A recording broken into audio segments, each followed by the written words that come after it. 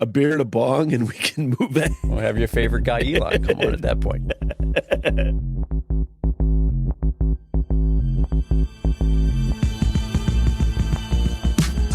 Hello and welcome to another episode of Basic AF. Tom Anderson and Jeff Battersby behind the mics yet again. Jeff having some type of a seizure, listening to the intro music like he always does, but I've come to just ignore it, and he eventually snaps out of it. So, howdy, Jeff. Good morning, Tom. How are you? Good. Is that what you're referring to? Am I doing the Elaine Bennis School of Dancing here? Wasn't far from it.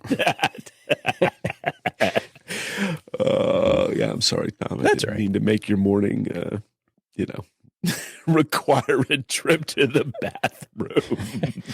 Well, it's right outside of the pod closet here, so if I need to get there, it's a couple steps. We're good. Good. Excellent. We'll take a brief break while Tom heaves his guts into the white Oof, let's hope robe. not. Don't need any parts of that. Jeez. Off to a good start, Tom. All right, Jeff, you want to do our intro housekeeping stuff? Sure. So just a couple reminders here. You can find us at basicafshow.com. That should be no surprise. Feedback at basicafshow.com. We'll be happy to respond to you. By the way, we are on other platforms where you can send messages. I believe there's a Threads account for Basic AF Show now. Am I lying? No, you're right. Yeah. Yep. Threads and Instagram. Yeah, so you can send us little requests there. Be happy to do that. Show music that I dance to, apparently looking like I'm having some kind of seizure, is Psychokinetics and the amazing Celsius 7. By the way, really kind of interesting talking about Celsius 7. He does have a new album out that is no singing. Just or no hip hop, and it's really good music. And I had it pop on. I was listening to music the other day, as I often do while I'm cooking or doing things like that, and was not listening to Radio Paradise. I was shuffling my songs and had one of his tunes pop up, and am always pleasantly surprised by how good it is. I mean that in the best way possible. Right. It's like, oh, who is this? Oh, dude, it's Celsius 7. So highly recommend that you. Yeah, we still need to get him to come on sometime. I think we will. Had some shoulder surgery not too long ago, so was having a hard time, thinking about doing anything like that. Right. And that shoulder surgery recovery takes a little minute, but yeah, I think we can definitely do that. But anyway, all that to say, we can maybe even put a link to that new album in the show notes, just so you can go check it out. Highly worthwhile, really good kind of fun listen. So recommend that. Our main podcast artwork by Randall Martin Design. Highly recommend that you check Randall out as well for all your design needs. Yes, we're using AI. Sorry, Randall, for specific show stuff, but our main podcast artwork is Randall. So Yep. check We his love stuff out. Yeah, it's the best. I still see our artwork in podcast apps, and it looks frigging phenomenal. It really is amazing. It does. Yeah, he does great work. So that's it. There's all the stuff. All right. So before we get into the meat of this episode, a quick follow-up from the last episode, which was my experience with Apple Vision Pro. We had a follow-up question from listener Mike, said, I really liked the episode where you talked about your experience. The one question I had, are you still using it on a regular basis, or has the novelty worn off? I thought that was a good question, because that's very common with VR headsets is, man, this is great. God, what am I going to do with this? And it just kind of sits around. Yeah. So what's the answer, Tom? The answer is yes, I am still using it probably 4 to 5 times a week. Anywhere from 15 to 50 minutes a day, I would say. So wait. 15 to 50 minutes. Yes. That doesn't seem like a lot, Tom. Well, it's not. But that's okay. I didn't. I can't remember if we talked about this or not in that episode, but I don't expect to wear it for hours a day. I have used it this week for the Mac virtual display a good bit because I've been doing some work there, and it was on the laptop, and I wanted the bigger display, which we talked about how much I like that. Yeah. So definitely an accessory device. But there are some days I don't use my iPad at all either, and so it's there when I want to use it. And then if not, I'm not forcing myself to put it on. Okay. And what about the kids? The kids, they've moved on.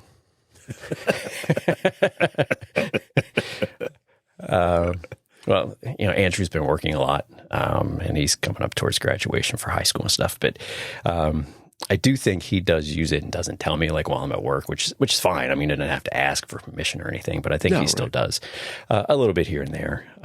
The younger one is, to my knowledge, hasn't used it too much. Okay.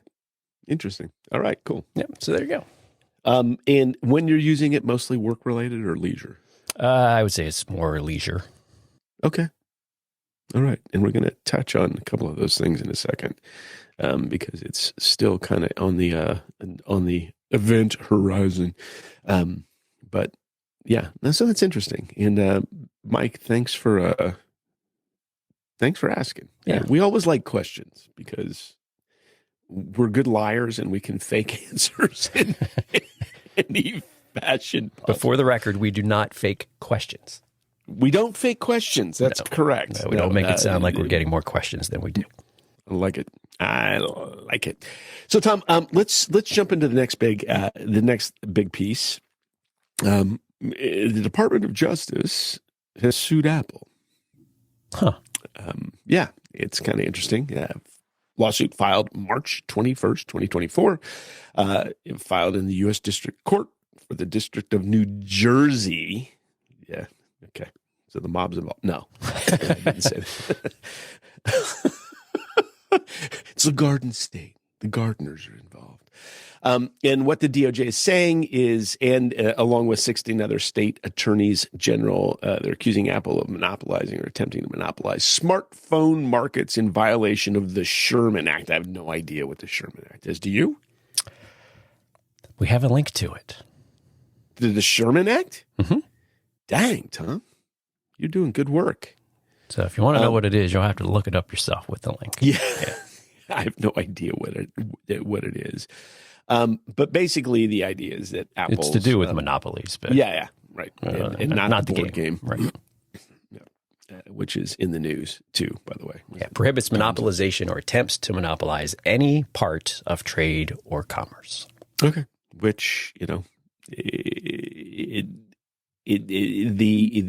reason being that the DOJ is alleging that Apple has blocked super apps, suppresses mobile cloud streaming services, limits third-party digital wallets, and more to maintain its dominance. I don't know, man.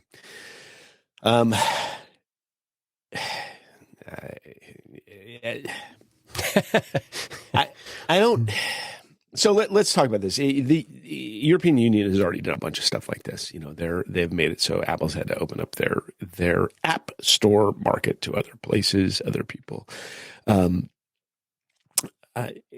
Part of what I consider a benefit of the Apple universe is the fact that it is kind of closed. I know, the real nerdy birds, nerdier than me, get ticked off that you can't do whatever the heck you want on your phone without jailbreaking it, which voids any worries about your stuff getting taken. I do get that Apple, what are they trim like a third off of anything that goes through the app store. Is that correct? Yeah, 30. And they've modified that. It used to be 30% no matter what. And now I think they've got some scenarios where it's 30%. And then after a period of time, it'll drop down to 15%. And I feel like that's for some of the streaming services too. And it may be only just for them. I'm not sure exactly. Yeah. So since we're talking about New Jersey and the mob, that feels like a VIG. You have to pay, when the guy shows up for security or the envelope full of money, you better take care of it. Otherwise, it's that is problematic. That's a big chunk, you know, but that being said, Apple is providing a lot of the hosting for this. You know, they're the one that have set up the marketplace, and so I don't know. I wish I knew more about retail. You know, what it is that, you know, that gets paid back to the various manufacturers, and, you know, what the manufacturers are paying to have, you know, say their bag of chips on the end cap at the grocery store. You know, that's real estate that those grocery stores get to charge for, because, you know, it's a good spot. Yeah, I mean, it's not an insignificant amount of money, that's for sure. But as you mentioned, they provide the store, they provide the distribution. And, you know, so of course they've been in this long battle Apple has with Epic Games. Yes. And, you know, with no Fortnite and everything. So Epic, you know, has been going back and forth. And so they will be launching an Epic Games store on the iPhone in the EU later this year. And they've said they'll take 12% cut, a 12% cut of sales when that launches. So not too far from 15%. There's probably some merit to some of this stuff, especially with like the digital wallets, right? Because if you want to do that, you've got the wallet Apple provides, and that's it. What other digital wallets? I mean, don't want to be a complete moron. I have no idea, because we're Apple fanboys and locked into the Apple walled garden. I don't know what goes on outside of there.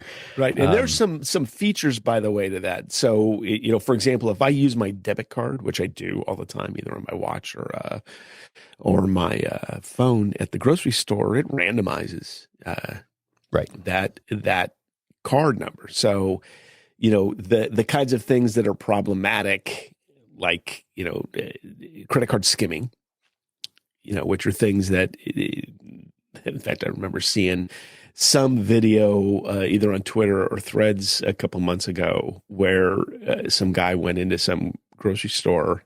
Actually, it was probably like a little, you know, corner convenience market, and on the front of the guy's credit card reader, the place, he pulled off of it another basically face that was on that credit card reader that was skimming credit card numbers. So the fact that those transactions are very secure, that it's basically a one-time use credit card number that needs to, you know, that's going through. There's a lot of security built into that. I don't know, you know, and I'm not familiar with any other wallets, maybe again, because we're only using Apple devices. That may be the reason.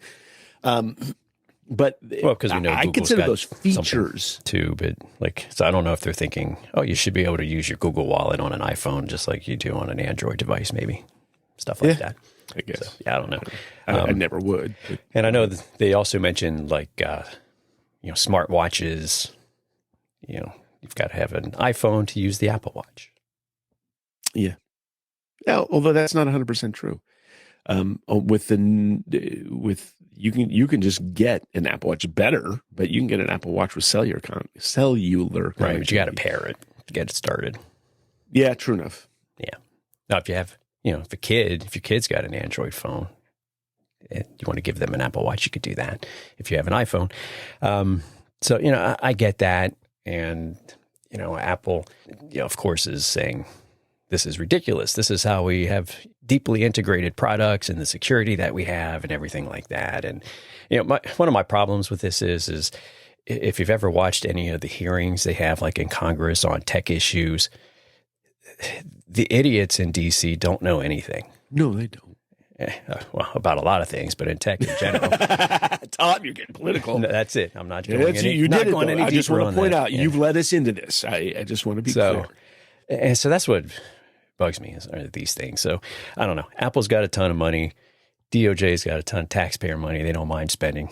And so we'll see how it shakes out. It's going to take years for that to work through the process. And, you know, for the most people it's boring and it's like, whatever. No. But I think it's important to understand. And again, I don't understand it at a level that I think I should understand it. But because it will have implications. as and almost guaranteed that some of those will be detrimental to the consumer. Oh, it goes without saying. That's what the government does.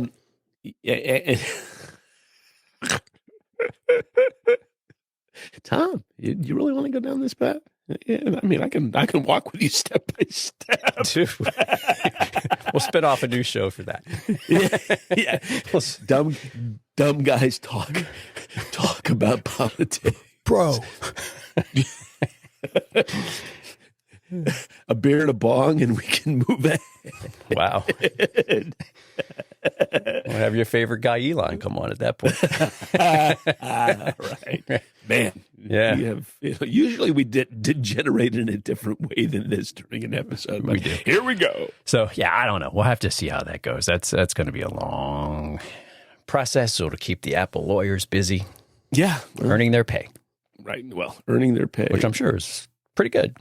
I would imagine it's in the $500 an hour range. That would be my guess. Not bad. So if anything of note comes out as this thing works through, we'll discuss it. But otherwise, yeah, we'll definitely bring it up. Yeah, we'll see how it goes. So on to the next thing, and this is kind of an interesting. I don't know. It's curious. We won't say it's interesting. It's curious. So one of the things that I mentioned about my experience putting the Apple Vision Pro. I'm not supposed to say putting Apple Vision Pro. I don't know if you read anything or looked at anything about the new style guide. Apple puts out a style guide, really good style guide every year. There's not supposed to be a "the" in front of Apple Vision Pro. Right. It's supposed to be just Apple Vision Pro. So sorry, I used "the." Don't shoot me. But one of the things that's interesting about Apple Vision Pro is that there were demos of some really cool immersive sports. When I had that demo, there was a soccer game right behind the goal that felt 100% real. There was like as if you were standing right there, and then there was a baseball game. Mm-hmm. And as we record this, opening day was just a couple of days ago. Technically, it was more than a couple of days ago because they had a couple of games in Korea that technically were opening day games, but actual opening day was on Thursday. And there was a Jason Snell on Six Colors wrote an article about what he called his MLB for visionOS strikes out on opening day. In other words, the MLB app, which you can watch any and every game you want, I think, except for those that are in market. So for me, you wouldn't be able to watch the Yankees. You wouldn't be able to watch the Orioles if you were inclined to watch baseball. But not so immersive. It was it is not yet up to snuff with what Apple Vision Pro pretends to be able to offer. And you actually played a little bit with this, I think, did you not? With with MLB's app for Apple Vision Pro. I did take a look at it, yeah. And what is your on the ground take? I was on the ground. So I looked at it not long after I picked it up. They had some footage from the World Series last year, I guess it was, that they had put together. And so the way that worked then is you would have the game up on the screen, and then below that you could have kind of the immersive extra content or bonus content, whatever you want to call that. Yeah, you would have stats on either side. You could have a look at the field if you wanted to, and it would show where the runners were. Like how the outfield was aligned and everything like that, which is kind of neat. And then they did have a bit more of an immersive mode where you could look at things. And so I thought that was interesting. I went back and looked at it yesterday because I saw you'd added this to the show notes. And so I went in and looked at it. And basically at this point, you can just watch a game, which... Yeah, it did do a little bit of that, but it's no different than watching something in Apple TV Plus as it is. It just opens up the window. You can make it, you can go into an immersive scene with it, I think, or maybe that was in the Apple TV app that I watched and did that. But you can, of course, so you can watch the games. They've got the stats and everything in the app itself. But yeah, nothing amazing. I mean, it's just an app. Yeah, so it'd be interesting to see. So Apple's on Apple TV Plus is every Friday night. They have Friday Night Baseball, so you have the ability to do that.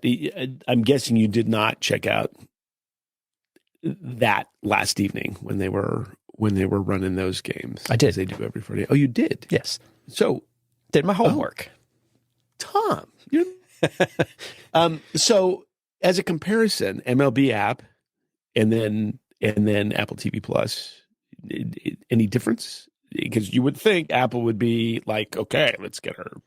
No, I don't think Apple's done much in the Apple TV Plus Friday Night Baseball stuff just yet. Okay. Look just like a normal telecast. All right, so it's still Apple TV Plus. So strike zone, a little probabilities down in the corners of the screens. RBI probability 8%, which they do when you watch the game normally. I mean, that's not. Yeah, so it was the exact same experience thus far. Yeah. Okay. Well, so and the same has been true of soccer. Apple's also doing MLS, which I won't subscribe to because I don't like MLS. I'm still not.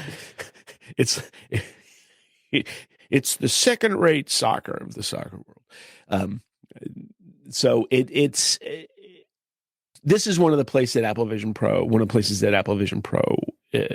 has the opportunity to, I think, do something really special that it is not able to do yet. And you have said that there's not really, other than the demo stuff, not really a lot of immersive material available throughout, correct? You haven't seen anything. I know you don't play games, but there's not much else going on in that arena as of yet. No, not yet. Okay, well, so then I guess it raises the question: when does that appear? And what does it take? And I don't know the answer to this question, but what does it take to make something like that work in a way that that you feel like you're in the game? It got to be a lot of cameras, and it's got to be a lot of cameras placed, all over stadiums. Right. Yeah, I think it's a combination of that. And I was listening to Alex Lindsay talk about this on Mac Break Weekly, which I haven't listened to that show a lot of late, but when the Vision Pro came out, I listened because, his whole career has been around that type of thing, right? Like he worked on Star Wars way back in the day, and he does a whole lot of video work and audio work and things like that. So I feel like his take on that is well informed. And so there's a lot of cameras. It's a lot of data, right? Because maybe they're recording at 8K. So massive amounts of data.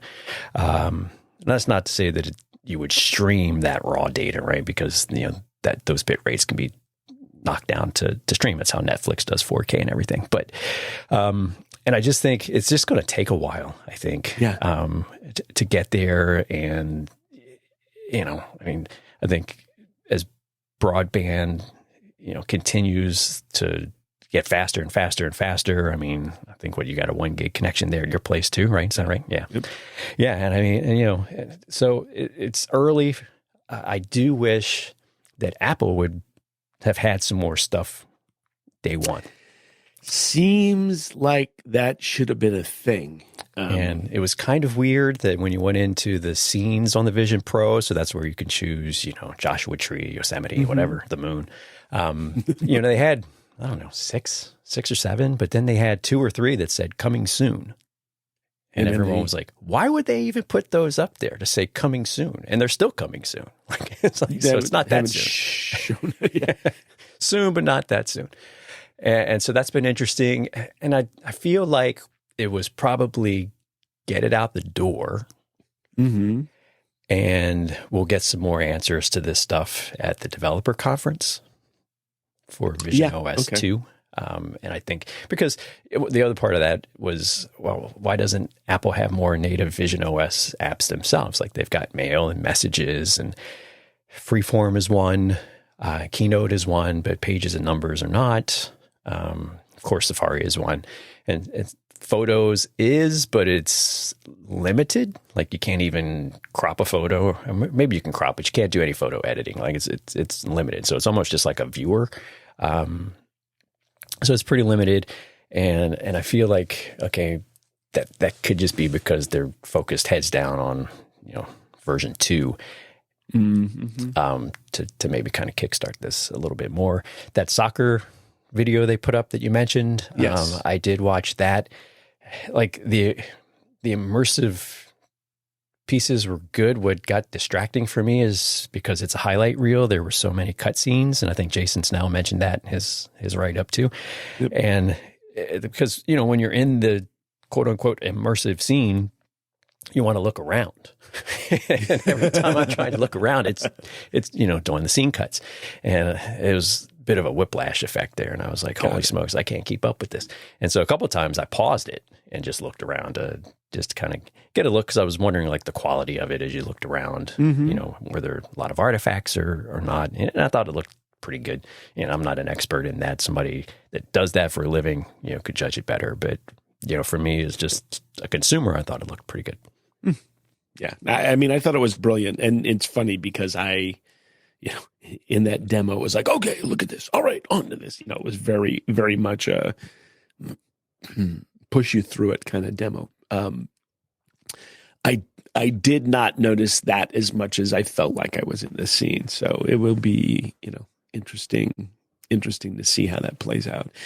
I really still think the place that this could be amazing is concerts. In other words, pre-recorded content. But Beyonce's got a new album, came out yesterday or the day before. Quite good, by the way. So doing a concert like that where, you can spin around and you could be with Beyonce on stage, basically see the audience, see what it's like to be in front of, tens of thousands of people. I feel like that's the kind of thing where immersion has the potential to be really amazing. Because then you can, it's recorded, you've got time to put it together. Right. I think the live stuff is going to be hard. But even with that, like, even if like a step one for live stuff was choose your seat. Yeah, that would be amazing. And you just sat there. Like, I don't need it to change, like with the action, like the soccer videos, all these different perspectives on the field, behind the goal, on the sideline, in the locker room. It's like, no, just put me along third base or, half court, whatever. And try that. Yeah, but basketball seems like it would be amazing. Who would have expected something like that right now, say for March Madness? Yeah, that would have been good. Yeah. Yeah, that would have had some real potential, but I think that's too early. Maybe next season, something like that, next year. But basketball, because, the court's small. You've got not that much area to cover. So that would be kind of a cool opportunity where you can, you can look one direction and see what's going on. Yeah. That, hockey, any of the indoor arena things, I think. Yeah, I agree. Yeah. So who knows? It'd be very interesting to see. WrestleMania. WrestleMania. It's coming up. So just see The Rock is back. The Rock is back. He's back, and he's become the ultimate final boss. That's how he's signing his Twitter posts and stuff. The ultimate final boss. He just says final boss, and he's come back as a heel, and he's raising all kinds of hell, and he's cursing, and it's almost like the PG era is over, and we're back into maybe like a new attitude era where probably tempered in some ways because a lot of the things that happened in the attitude era, there's no way they would fly today. But yeah, it's been interesting. Like, and I haven't really been watching a lot of it, but I keep up but with you it on sure know a socials lot and stuff. for a guy that hasn't been paying Because I follow attention. some social things. Like, I don't have time to watch 3 hours of wrestling. That's a lot. It's like, yeah, it is. Half an hour. Of but I wrestling used for to, me would yeah, be back in the Attitude days with all that. Monday Night Raw was where it was at. So of course, Vince McMahon's been kicked out for all the, allegedly crazy things he had going on with women and things like that. They're disgusting if true, but so yeah, they're I don't know what it means. Usually that disgusting if true stuff turns out to be true. Well, not always. That guy for the Buffalo Bills, the punter, got accused of all of that stuff, got kicked out of the league, and then there's like, there's nothing there. I was like, good. Great. Does he get to come back? He is. I don't know. Yeah. Not to them, but somewhere else, I think. But anyhow, all right. Down the rabbit hole there. So yeah, we'll see what happens with that stuff. I think the developer conference will be a big tell, I think. Yeah. So, and Apple, they did announce the dates. We didn't even talk about that. No, I didn't do that. So, because there's no notes about what the actual dates are. June 10th. June 10th. Through the 14th. And that's always pretty interesting. It's, that has kind of taken over where Macworld Expo used to be. WWDC is the new thing. A lot of people complaining that it's still all virtual, Right. Which they do have people there for that event on the first day, but it's not, the presentations are recorded. Yeah. Which is all right. I don't mind. I guess it's sometimes the joy of an actual in-class experience is worthwhile. But yeah. And you saw the Vision Pro, or not the Vision Pro, visionOS 2 possibly gaining Apple Pencil support. We talked about that earlier. I did. Yeah. So I'm smart. I'm a genius. You are. That's why you're on this show. You got to lift us up somehow. Yeah. Otherwise, I'm dragging it down. No question about pretty good once your seizing stops. Yeah. So anyway, it's so on the horizon, not too much information other than, hey, guess what's happening in June, which is always cool. We'll have more about that. We should do a live show. You think? That would be kind of fun. Conference, like afterwards. Do like a recap. We can get on Zoom, invite people to just drop in. That would be fun. Random Threads people. Sure. Yeah. All right, Tom, again, here we are. We've burned another half an hour of your day. Hopefully, your squats and your heavy lifting have done you good, and you can now kick us to the curb. So that's it, Tom. We're finished. Anything you'd like to say before we close up shop? No, that is all. Other than thanks for being here. We appreciate you hanging out with us every couple of weeks. And other than that, enjoy the rest of your day and the rest of your night. We'll see you next time. See ya.